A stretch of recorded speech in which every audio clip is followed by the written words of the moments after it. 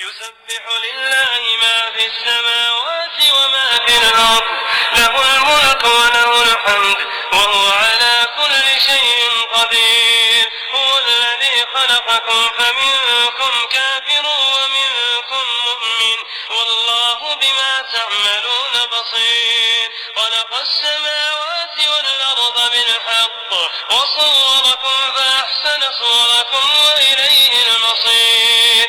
يعلم ما في السماوات والأرض ويعلم ما تسرون وما تعلنون، والله عليم بذات الصدور. ألم يأتكم نبأ الذين كفروا من قبل فذاقوا وبال أمرهم ولهم عذاب أليم. ذلك بأنه كانت تأتيهم رسلهم بالبينات فقالوا أبشر يهدوننا فكفروا وتولوا واستغنى الله.